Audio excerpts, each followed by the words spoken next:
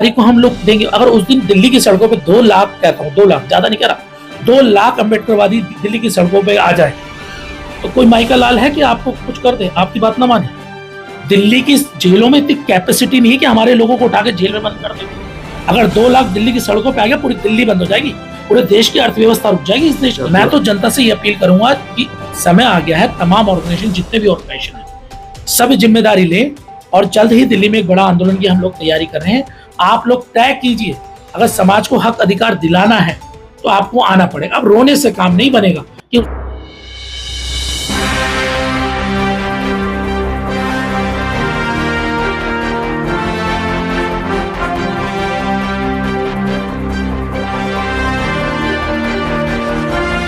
हमारे बीच में बैठे हैं बलविंदर जी, भारतीय युवा महासभा संयोजक। अब हम एक महा आंदोलन करने जा रहे हैं, तो इस महा आंदोलन के ऊपर एक चर्चा करते हैं। सर जय भीम। सर्वप्रथम आपके दर्शकों को क्रांतिकारी जय भीम और आपको भी जय भीम।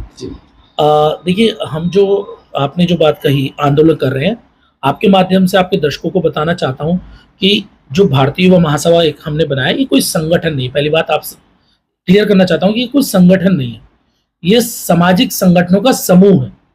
भारतीय युवा महासभा का सिर्फ ये है कि जैसे मान लीजिए दिल्ली में कोई साथी संगठन चला रहे हैं, इसी तरह राजस्थान में साथी संगठन चल रहे हैं, इसी प्रकार से अलग अलग स्टेटों में तमाम संगठन चल रहे हैं, तो उनको एक माला में पिरो के एक देश के लिए एक सामाजिक आंदोलन तैयार करना। और सामाजिक आंदोलन क्या है? देखिए, जिस तरह से अभी आरक्षण में वर्गीकरण का मामला हमारे सामने आया, तो आरक्षण में वर्गीकरण से कहीं ना कहीं जो सिस्टम है, जो न्यायपालिका, उसने हमारे आपस में ही, जो हमारा दलित समाज है, उसमें आपस में फूट डाल दी। बार बार कभी आरक्षण की बात आती, कभी SC/ST एक्ट की बात आती है, तो कहीं ना कहीं लगातार हमले हो रहे हैं हमारे ऊपर। तो हमने ये कहा कि इसको रोकने के लिए सबसे इंपॉर्टेंट चीज है, जब तक ये जो आरक्षण है, आरक्षण को 9वीं अनुसूची में नहीं डाला जाएगा, तब तक ये रोक नहीं लगेगी। क्योंकि पहले जो हमला होता था वो संसद से होता था, नेता करते थे, लेकिन अब न्यायपालिका कर रही है। तो उसे रोकने के लिए, ताकि कोई छेड़खानी ना करे हमारे जो हक अधिकार है, जो हमें भारत का संविधान हमें अधिकार देता है, जैसा छेड़खानी ना हो, तो उसे 9वीं अनुसूची में डलवाया जाए। इसको लेकर हम लोग तैयारी कर रहे हैं। साथ में जो कॉलेजियम सिस्टम है, हम बात करते हैं, बार बार कॉलेजियम सिस्टम की बात करते हैं, कि हर जगह हमें रिजर्वेशन का फायदा हमारे लोगों को मिलना शुरू हुआ। अब हमारी पहली पीढ़ी पढ़ लिख के आगे बढ़ रही है और समाज में अपना नाम कमा रही है, अपना मान सम्मान प्राप्त कर रही है। क्या कारण है कि आज भी सुप्रीम कोर्ट के जजों में हमारी गिनती नगण्य है, बहुत कम है, एक सुप्रीम कोर्ट के जज है।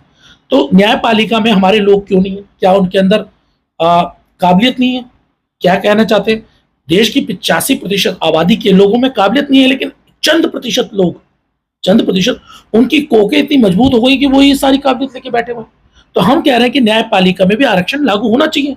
आरक्षण तभी लागू होगा न्यायपालिका में जब वहां पर कॉलेजियम सिस्टम खत्म होगा, ताकि हमारे समाज के भी जज बने, वकील बन रहे, वकील से लेकिन जज तो नहीं बन पा रहे। जो अहम फैसले हैं हमारे हक अधिकारों के, फैसले सुप्रीम कोर्ट दे रहा, सुप्रीम कोर्ट में हमारे लोग ही नहीं है।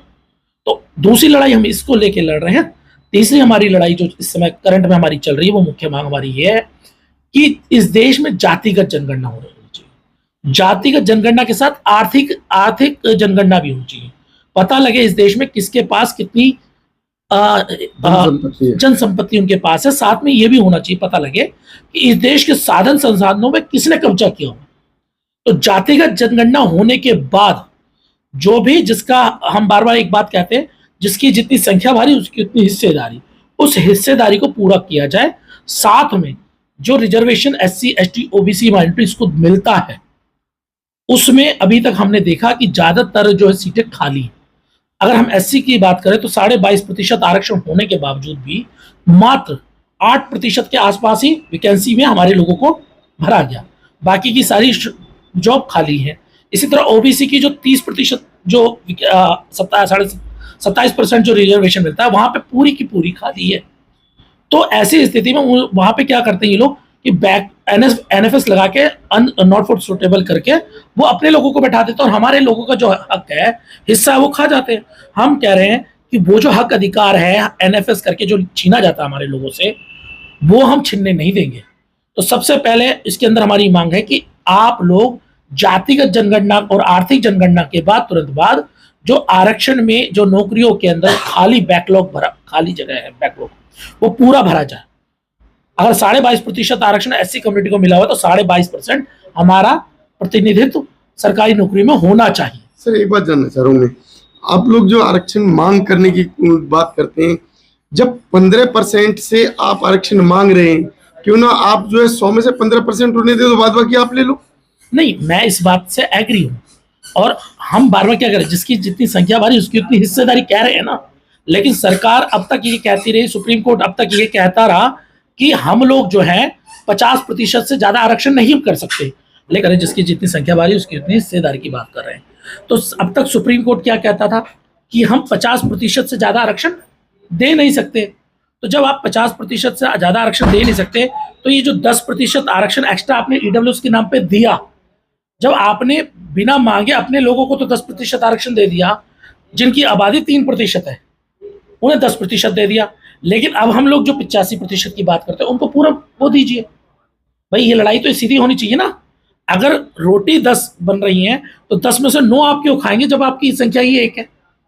तो हम लोग ये कह रहे हैं कि पहले अगर आप लोग ये कह रहे हैं कि भाई हम आरक्षण नहीं बढ़ा सकते, तो हम क्लियर करना चाहते हैं कि ईडब्ल्यूएस के आधार पे, मैं आपको एक बात क्लियर कर दूं, जिस तरह भी रिजर्वेशन में वर्गीकरण वाला जो मामला आया, हम ये कहते हैं कि भाई कई माइनॉरिटी के साथियों से हमारी बातचीत हुई, कह रहे हमें आरक्षण का फायदा नहीं मिला।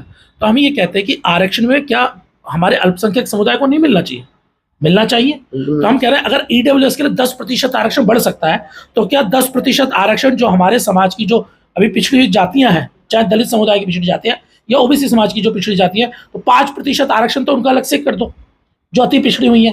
जो 22.5% और 27% मिल रहा है वो तो रहेगा ही, लेकिन जो और भी ऐसी जातियां जो नहीं ले पाई हैं इसका फायदा, उन जातियों के लिए स्पेशल करके 5% एक्स्ट्रा कर दो, ताकि उन जातियों को मौका मिल जाए।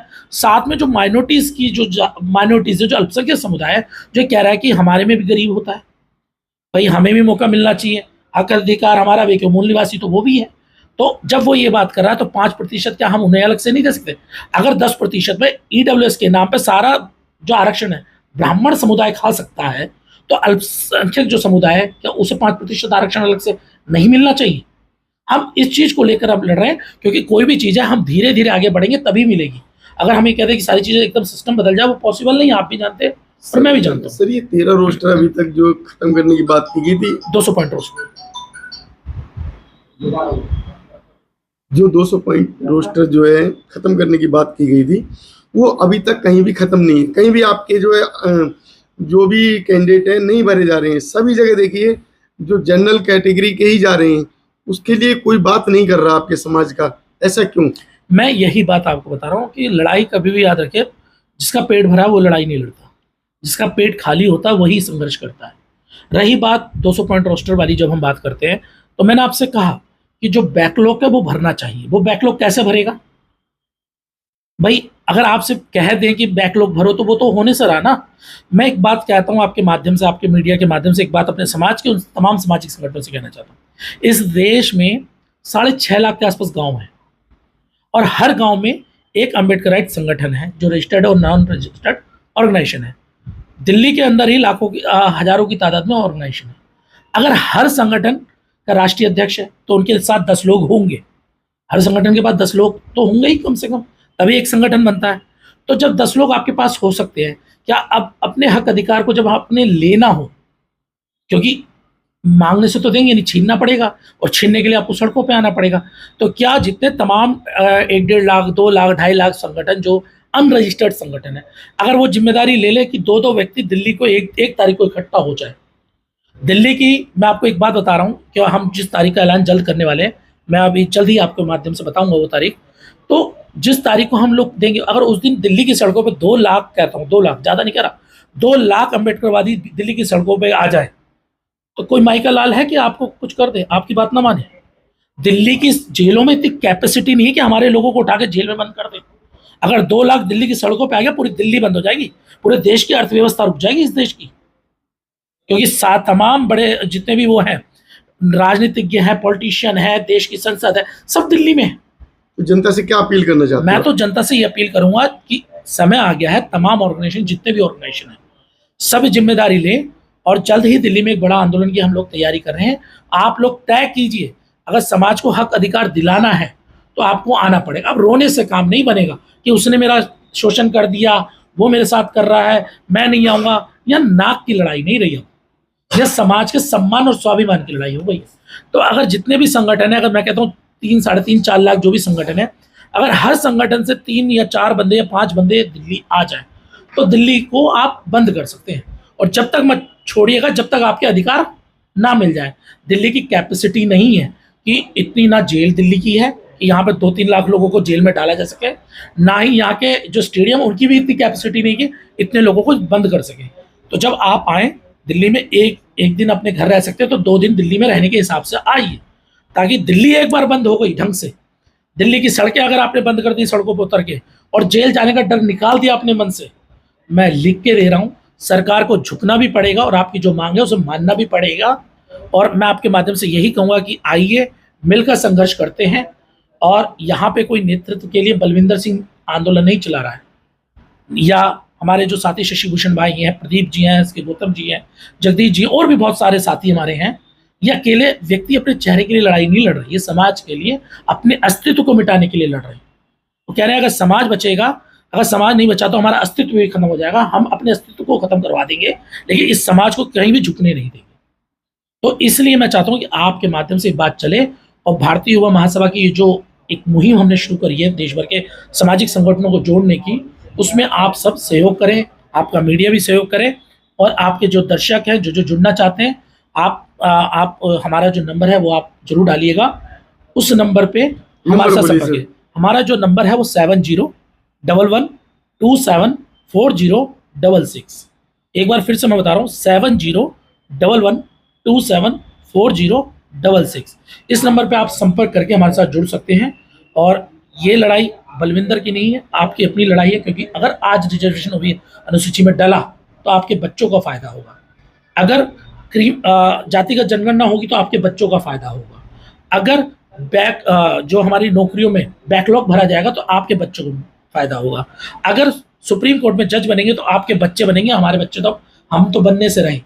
तो कुछ करने की हम एक उम्मीद लेके आपके आगे आए हैं, अपने समाज को कह रहे हैं कि आप आगे आइए, और आपके माध्यम से चाहते हैं कि वो लोग पहुंचे और हमारे साथ जुड़े। बहुत बहुत धन्यवाद।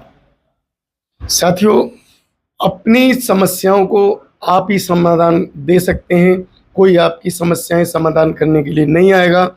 आप उम्मीद करें कि उच्च वर्गीय आपकी समस्याओं का समाधान करेंगे, नहीं होगा तो अपना आंदोलन खुद लड़ें, अपने आंदोलन को सहयोग दें। धन्यवाद। नवोदय। जय भीम।